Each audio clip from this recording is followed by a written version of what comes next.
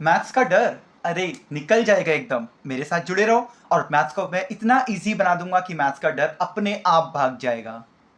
तो class 9th के बच्चों, मैं लेकर के आया हूं class 9th maths Ganita Manjari book के chapter 1 orienting yourself the use of coordinates की end of the chapter exercise का क्वेश्चन नंबर 12। क्वेश्चन नंबर 12 में दो पार्ट्स हैं, ठीक है। वो दोनों पार्ट्स हम इस वीडियो में डिस्कस करेंगे।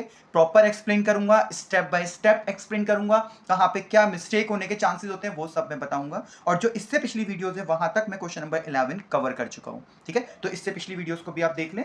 आपको जिस भी क्वेश्चन में डाउट है मुझे कमेंट सेक्शन में जरूर बताएं। क्वेश्चन नंबर 12 है, first part, given the points A B and C, तीनों के कोऑर्डिनेट्स गिवन है। ए के कोऑर्डिनेट्स है 1, -8, बी के कोऑर्डिनेट्स है -4, 7 एंड सी के कोऑर्डिनेट्स है -7, -4। Show that they lie on a circle K. There is a circle whose name is given as K, whose center is the origin O, that is 0, 0. What is the radius of circle? Now question is what कि sir ये कैसे find करेंगे कि तीनों point circle पे लाई कर रहे हैं। क्या हम इसे प्लॉट करेंगे? नहीं बच्चों, इसे हम प्लॉट नहीं करेंगे, ठीक है। यहां पर हम क्या करेंगे, यहां पर हम पहले एक रफ फिगर ड्रॉ करेंगे।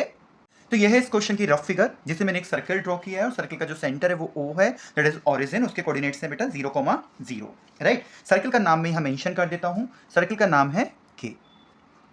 यहां पर मैंने 3 पॉइंट्स अभी मैंने सर्कल की बाउंड्री पर ले लिए हैं, A, B, C, और तीनों के मैंने कोऑर्डिनेट्स मेंशन कर दिए हैं, ठीक है। अभी हमें क्या बताना है कि क्या ये तीनों पॉइंट्स सर्कल पर लाई करते हैं या नहीं करते हैं, है ना। सर्कल पर लाई करना मतलब क्या होता है कि सर्कमफेरेंस पर लाई करना है। तो यहां पर हम क्या कंसेप्ट लगाएंगे, यहां हम लगाएंगे डिस्टेंस फॉर्मूला। सी डिस्टेंस फॉर्मूला तो मैंने एक्सप्लेन करता क्या होता है, ठीक है। अभी मैं यहां से 3 डिस्टेंसेस फाइंड करूंगा, OA, OB एंड OC, ठीक है। अगर ये तीनों डिस्टेंसेस इक्वल आ जाती हैं, राइट, इट मीन व्हाट कि सेंटर से इक्वल डिस्टेंस पर ये सर्कल की बाउंड्री पे ही टच करता है, वो क्या होती है, रेडियस होती है। अगर ये तीनों इक्वल आती हैं, इट मीन व्हाट तीनों के तीनों इस सर्कल की रेडियस होंगी। हाँ, तो इसका मतलब तीनों पॉइंट्स जो हैं वो सर्कल पे लाए करेंगे। अगर तीनों अनइक्वल आती हैं तो वो सर्कल पे लाए नहीं कर रहे हैं, ठीक है। अब अगर सर्कल पे लाए ही नहीं करेंगे तो हम रेडियस फाइंड भी नहीं कर सकते। अगर लाए कर रहे हैं तो जो भी इनकी वैल्यू आएगी OA, OB, OC, वो क्या हो जाएगी, रेडियस हो जाएगी, ठीक है। तो चलो फिर स्टार्ट करते हैं। सबसे पहले हम लिखते हैं bye using distance formula. Distance formula क्या होता है बच्चों, मैंने बताया था, याद है नहीं है। OA equals to, distance formula होता है √x2 - x1 whole square plus y2 - y1 whole square. और जो भी आता है वो यूनिट्स में आता है। अगर वहां पे यूनिट नहीं मेंशन होती है तो यूनिट्स में आता है। चलिए फिर OA का मतलब क्या हुआ, O पहले है A बाद में है, तो O के कोऑर्डिनेट्स हो जाएंगे x1 y1 और A के कोऑर्डिनेट्स हो जाएंगे बेटा x2 y2। अब हम वैल्यू पुट करेंगे यहां पर, ठीक है। तो वैल्यू क्या है, O कितना है, 0 है, 0, sorry x1 y1 x2 y2। तो यहां पर हम लेंगे पहले x2 कितना है, 1 है, माइनस x1 कितना है बेटा, 0 है, 1 - 0 प्लस y2 -8 माइनस y1 कितना है, 0। अब इसे सॉल्व करो, 1 - 0 is 1, 1 square plus -8 - 0 is -8 square, right. And 1 square is what बेटा, 1 plus -8 square is 64 and 1 + 64 is √65 units. I hope ये चीज क्लियर हो गई होगी, है ना। अब हम फाइंड करेंगे OB। अब मैं बार बार ये स्टेटमेंट नहीं लिख रहा हूं, by using distance formula already I have mentioned, okay. So OB equals to, but formula तो मुझे लिखना पड़ेगा, x2 - x1 whole square plus y2 - y1 whole square. Same thing, O के कोऑर्डिनेट्स को ले लो x1 y1, B के coordinates को ले लो x2 y2। तो x1 y1 x2 y2, x2 is -4 minus x1 is 0 whole square plus y2 is 7 minus y1 is 0 whole square. तो this will be root -4 - 0 is -4, हाँ, -4 square plus 7 - 0 is 7 square and then -4 square is 16 plus 7 square is 49. When you add them, 49 plus 16 is what? 65. So the answer is √65 units. देखो ये दोनों equal आ गए। अब हम third one check करेंगे, that is OC। So OC equals to root x2 minus x1 whole square plus y2 minus y1 whole square. Same thing, O को x1 y1, C के coordinates को x2 y2, तो ये हो गया x1 y1 x2 y2। x2 is -7 minus x1 is 0 whole square plus y2 is -4 minus y1 is 0 whole square. Now solve them. -7 minus 0 is -7 square plus -4 minus 0 is -4 square, and when you solve them, -7 square is 49 plus -4 square is 16. 49 plus 16 is 65. तो देखो आ गए ना तीनों equal, root 65 root 65 root 65 units. So अब इसे हम कैसे mention करेंगे? OA equals to OB equals to OC, that is root 65 units. हाँ, अब ये हमने मेंशन कर दिया, बट ये तीनों चीजें क्या होंगी? These are radii of same circle. अरे सर ये क्या वर्ड बोल दिया आपने रेडाई? हमने तो रेडियस सुना था, आपने रेडाई कहां से बोल दिया? Don't worry, radii is plural of radius. Okay, यहां पे एक से ज्यादा है इसीलिए रेडाई। अब हम लैंग्वेज क्या लिखेंगे? A, B and C lie on the circle. What is the name of the circle? K. And radius of circle K is what? Root 65 units.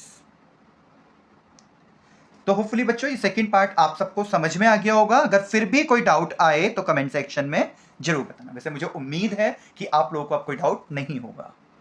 इसी क्वेश्चन नंबर 12 का सेकेंड पार्ट क्या कह रहा है? Given the points D that is -5,6 and E that is 0,9, check whether D and E lie within the circle, on the circle और outside the circle के। Mean जो first part में circle है उसी की बात कर रहा है। तो दो पॉइंट देते D और E। अब उसने पूछा D सर्कल के अंदर आएगा, सर्कल पर आएगा या सर्कल के बाहर आएगा। चलिए देखते हैं। फिर मेरे पास ये सर्कल है, ठीक है। अब जो पॉइंट, मैं पहले पॉइंट D की बात करता हूं, तो पॉइंट D अगर सर्कल के अंदर आएगा तो वो रेडियस से छोटा होगा OD, है ना। तो अगर OD डिस्टेंस जो है वो रूट 65 से कम आती है, इसका मतलब वो D पॉइंट सर्कल के अंदर आएगा, ठीक है। अगर D की वैल्यू, OD की वैल्यू एग्जैक्ट रूट 65 आती है तो वो सर्कल पे लाई करेगा, है ना। और अगर उससे ज्यादा आती है तो वो सर्कल के बाहर आएगा। कैसे? देखो बेटा, ये है रेडियस, है ना। अगर इससे कम आती है तो ऑब्वियसली वो अंदर की तरफ आएगा, है ना। इक्वल आती है तो वो सर्कल पे आ जाएगा, और अगर ज्यादा आती है रेडियस तो बाहर निकल जाएगा। तब इसका मतलब क्या होगा कि D पॉइंट जो है वो आउटसाइड द सर्कल होगा। तो अब हम यहां पे क्या करेंगे? सेम डिस्टेंस फॉर्मूला अप्लाई करेंगे बाय यूजिंग डिस्टेंस फॉर्मूला, ठीक है। एक बार तो एक पार्ट में ये चीज मेंशन करनी जरूरी है। So OD equals to root x2 minus x1 whole square plus y2 minus y1 whole square. OD, O के कोऑर्डिनेट्स हो गए x1 y1 और D के हो गए x2 y2, ठीक। अब वैल्यू पुट कर दो। Root x2 is -5 minus x1 is 0 -5 minus 0 whole square plus y2 is 6 minus y1 is 0, then -5 minus 0 is -5, so this is -5 square plus 6 minus 0 is 6 whole square, right? And now -5 square is 25 plus 6 square is 36 equals to root 25 plus 36 is 61 units. अब बेटा अगर देखो root 61 जो है वो less है किससे? Root 65 से, ठीक है। तो अगर ये रूट 65 से लेस है तो इसका मतलब क्या होगा? सर्किल के अंदर लाई करेगा। तो मैं यहां मेंशन कर दिया लेस देन रूट 65, ठीक है। अब हम इसकी लैंग्वेज कैसे लिखेंगे? Since OD is less than the radius, right बेटा। OD is less than the radius. Radius कोई भी एक ले लो, OA इक्वल्स टू रूट 65। हाँ, अगर छोटा है therefore D lies inside the circle. D lies inside the circle. I hope इतने पार्ट में कोई डाउट नहीं है आप लोगों को। अब हम फाइंड करेंगे बेटा OE। So OE equals to root x2 minus x1 whole square plus y2 minus y1 whole square. अब in case of O E, O x1 y1, E x2 y2। चलिए x2 कितना है बेटा 0, x1 कितना है 0, अरे 0 माइनस 0 है तो 0 हो जाएगा। y2 कितना है 9 minus 0, so 0 minus 0 is 0 square, 9 minus 0 is 9 square.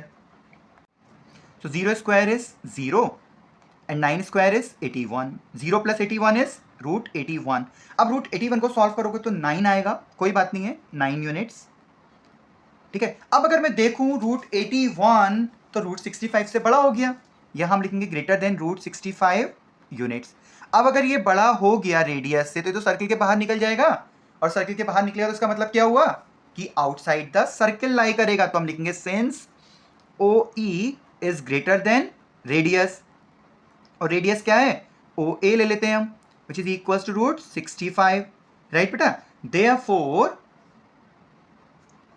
E lies outside the circle, outside the circle। उसने सिर्फ इतना ही पूछा था यहाँ पर, ठीक है। और आई होप इनमें कोई डाउट नहीं है, अगर डाउट है तो मुझे कमेंट सेक्शन में जरूर बताएं कि सर यहाँ पे इस पॉइंट पे ये डाउट है, प्लीज आप ये दोबारा एक्सप्लेन कर दीजिए। चलिए फिर अगर मेरे कंसेप्ट से ये सब समझ में आ रहा है, मेरे पढ़ाने का तरीका समझ में आ रहा है, वीडियो पसंद आ रही है, कंसेप्ट क्लियर हो रहे हैं, तो प्लीज मेरे चैनल को सब्सक्राइब करें, अपने फ्रेंड्स के साथ शेयर करें, वीडियोस को लाइक करें, कमेंट सेक्शन में जरूर बताएं कि समझ में आया या नहीं आया। चलो फिर मिलते हैं नेक्स्ट वीडियो में क्वेश्चन नंबर 13 के साथ, तब तक के लिए बाय।